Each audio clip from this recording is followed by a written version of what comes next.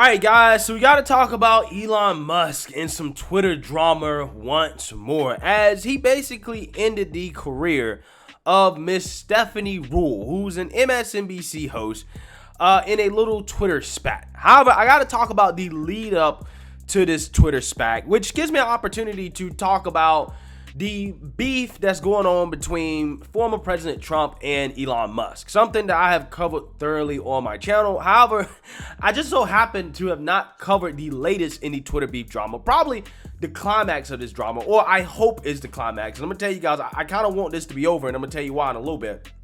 But the climax, well, what I hope to be the climax, is President Trump responding to Elon Musk, saying that Trump should hang it up, right? That Trump should, sail off into the sunset and basically get out of politics, right? He shouldn't run for president anymore. He needs to quit. And obviously, Trump didn't like that too much because he probably hasn't been liking a whole lot of stuff that Elon Musk has been doing and saying recently, specifically like, trying to buy Twitter and turn it into a free speech platform, which essentially would be the end of Truth Social. And coming out here and openly saying that he would want Ron DeSantis to be president in 2024, which in Trump's world is a direct shot at him, right? And that's part of the reason why Trump has come out so heavy against Elon Musk. And boy, oh boy, oh boy, oh boy, oh boy, was this truth from Trump on Truth Social a heavy hitter against Elon Musk, right? This might have KO'd Elon, okay?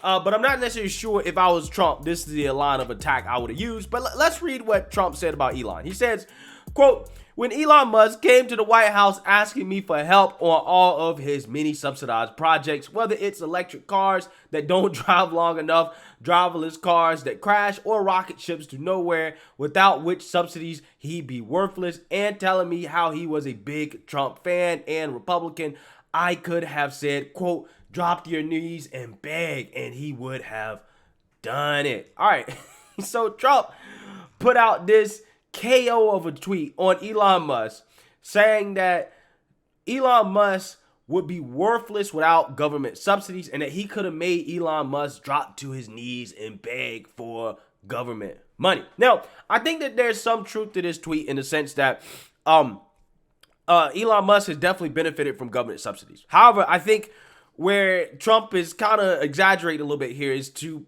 act like Elon Musk would be nothing without government subsidies. I don't think that's the case, okay? And I also think that Elon Musk, unlike a lot of, things that the government spends money on, there's actually a positive return on investment. He's made space travel significantly cheaper for government agencies like NASA, okay? He has improved the efficiency of rocket ships. He's probably going to take us to Mars. He's also engaging in electromagnetic warfare with Russia and providing whole countries with internet, right? I'm just saying, if there's one place where the government is spending their money smartly, it is investing in Elon Musk, okay? And I also would not have used this line of attack if I was Trump, because the obvious rebuttal, right, or counterattack, which probably would have KO'd Trump, honestly, if Elon Musk would have actually said this. Thank God he didn't, okay? All he had to do is just say, well, I mean, this is the guy who had his golf courses and hotels subsidized by the government while he was president. I mean, that's just a fact, right? And a lot of people are going to hate me for saying that. I'm just saying, if I was Elon, that would have been my counterpoint, okay? And I think that actually probably would have KO'd Trump. So with that being said, if I'm Trump, you did Space Force. I love that you did that, Trump. I think that's probably going to be one of your biggest long-lasting legacies. Don't attack the space guy, right? This is not a war that you want. Don't attack Elon Musk.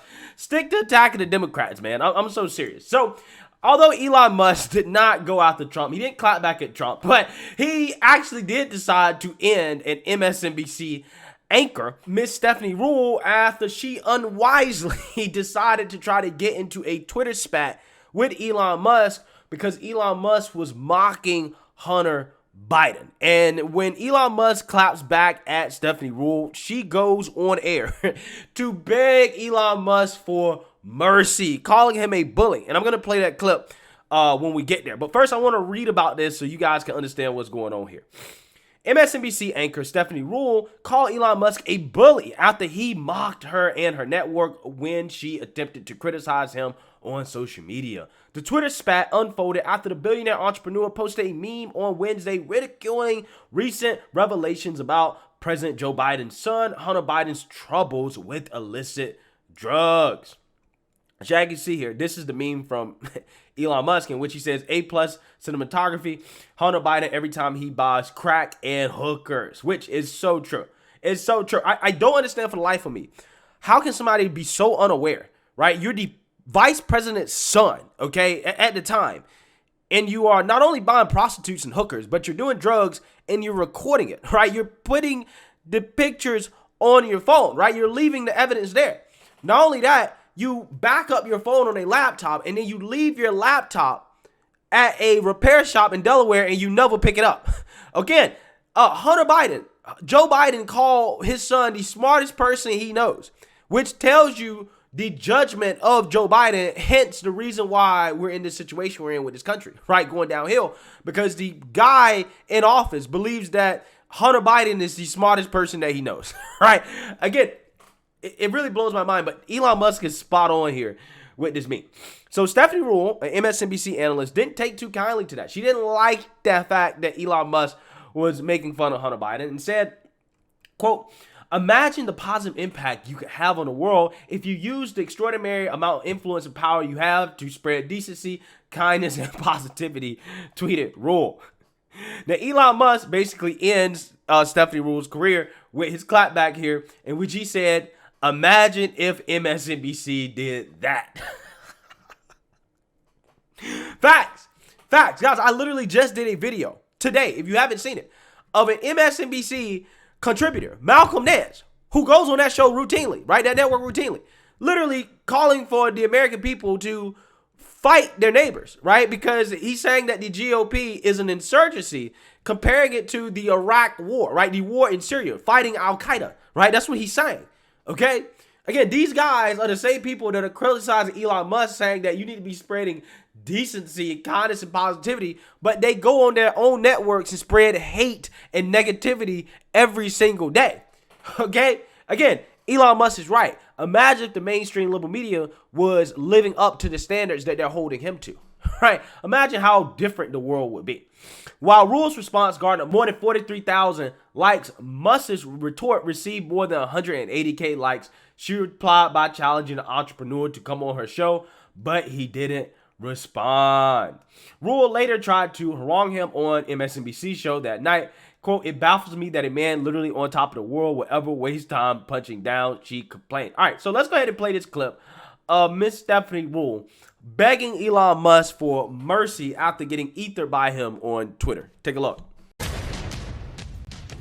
The last thing before we go tonight, Elon Musk's missed opportunity. Every night, this show tries to help people get better and smarter, to be kind, and to use this space as a force for good.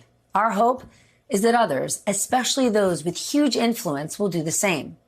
That's why when I saw Elon Musk, founder of Tesla, world's richest guy, father of at least 9, sent a trolling tweet that involved hookers and cocaine, I got to thinking, with so much influence, why wouldn't this person rise up and be a force for good?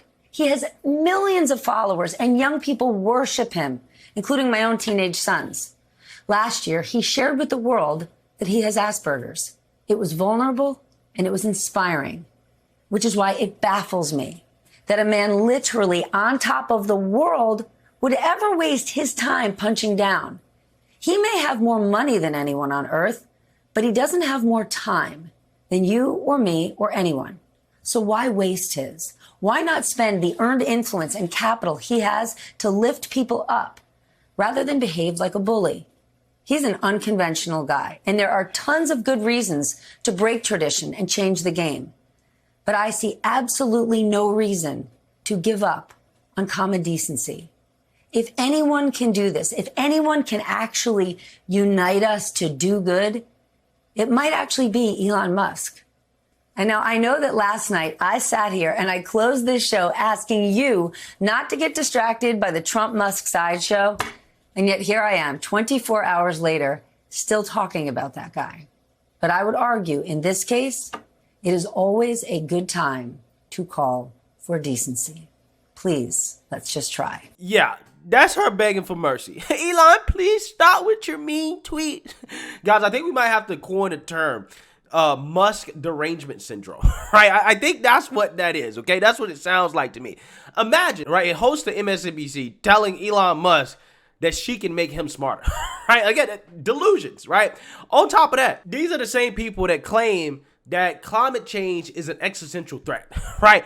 And the number one person that is fighting against climate change is Elon Musk, okay? The government, the Democrat Party is literally relying on this man's technology when it comes to the fight against climate change. Not only that, the dude is fighting for free speech. He's trying to take us to Mars. I mean, he's trying to basically take humanity to the next step when it comes to expanding consciousness, right? Now, some people may not think that's actually right, okay? They might not be comfortable with that, but I'm just saying, imagine telling this man, you need to be doing more good in the world, right? You need to be doing more good in the world. Like, Stephanie, what good are you doing in the world, right? That's my real question, okay?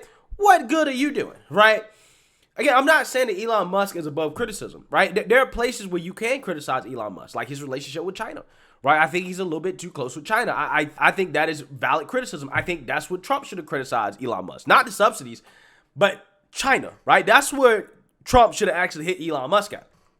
Okay, if he's going to go after Elon Musk, which he can if he wants. I'm not saying that Elon Musk, again, is above criticism. I'm just saying that's not the line of attack. The same way, if I was Stephanie Ruhle, the line of attack against Elon Musk is not, oh, you should be using your resources and your influence to do more good in the world, especially when this guy is fighting against what the left claims is an existential threat, right? Again, it really blows my mind how just because you disagree with the Democrat Party politically on some issues, even if you align with them 80, 90, 70% of the time, whatever, right? They just act like, again, you're some type of like threat, right? Like you are evil, right? You are the enemy. And that is what they've done to Elon Musk. They've literally alienated the man, okay? But hey, I mean, to be fair, he's catching it from both sides now, right? He's catching it from the left and from the right, you know, when it comes to his little beef with Trump.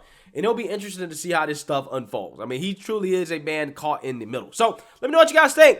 Make sure you like, comment, and subscribe. Most importantly, share a Black conservative perspective. Peace.